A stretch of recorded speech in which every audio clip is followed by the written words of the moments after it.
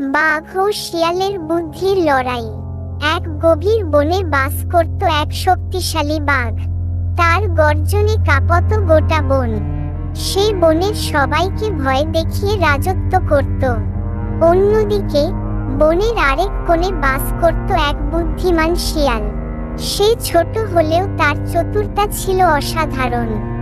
একদিন বাঘ ঘোষণা করল, এই বন আমার, সবাই আমার আদেশ মেনে চলবে, কেউ আমার সঙ্গে প্রতিযোগিতা করতে পারবে না।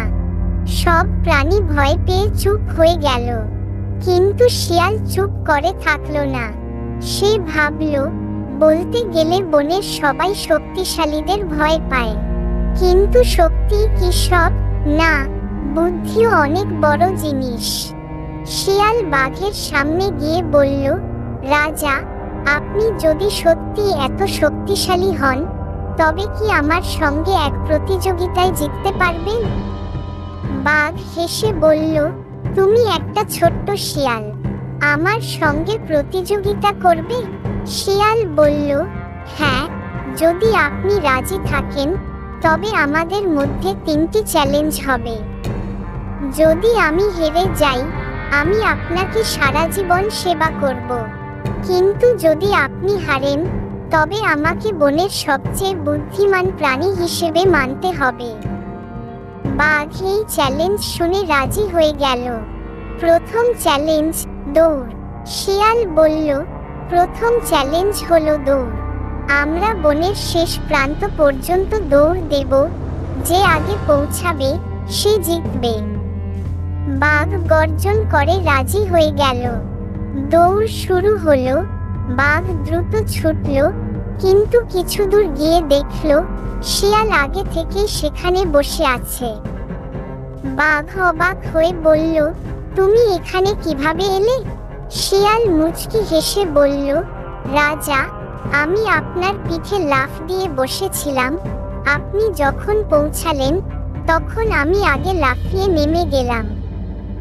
বাঘ রেগে গেল, কিন্তু বলল, ঠিক আছে, এবার দ্বিতীয় চ্যালেঞ্জ। দ্বিতীয় চ্যালেঞ্জ, খাবার সংগ্রহ। শিয়াল বলল, দ্বিতীয় চ্যালেঞ্জ হলো আমাদের যে যার মতো খাবার সংগ্রহ করতে হবে। যে বেশি খাবার আনতে পারবে সে জিতবে। বাঘ বনের মধ্যে ঢুকে অনেক শিকার ধরল, কিন্তু যখন ফিরে এল, দেখল শিয়ালের সামনে বিশাল খাবারের স্তূপ। বাঘ অবাক হয়ে বলল, এত খাবার তুমি কোথা থেকে আনলে? শিয়াল হাসল, রাজা, আমি বনের অন্যান্য প্রাণীদের সঙ্গে বন্ধুত্ব করেছি, তারা সবাই মিলে আমাকে খাবার জোগাড় করে দিয়েছে। বাঘ এবার আরো রেগে গেল, কিন্তু বলল, ঠিক আছে, এবার শেষ চ্যালেঞ্জ। তৃতীয় চ্যালেঞ্জ, শক্তির পরীক্ষা। বাঘ বলল, এবার শক্তির পরীক্ষা। যার গর্জন সবচেয়ে বেশি প্রাণী ভয় পাবে সে জিতবে। বাঘ গর্জন করল, পুরো বন কেঁপে উঠল, সব প্রাণী লুকিয়ে গেল। তারপর শিয়াল ধীরে ধীরে বলল, এই বন এতদিন শক্তির ভয়ে চলেছে, এবার সময় এসেছে বুদ্ধির শক্তিতে চলার। শিয়াল কিছুই করল না, কিন্তু বনের সব প্রাণী একসঙ্গে এসে তার পাশে দাঁড়ালো। বাঘ হতভম্ব হয়ে গেল।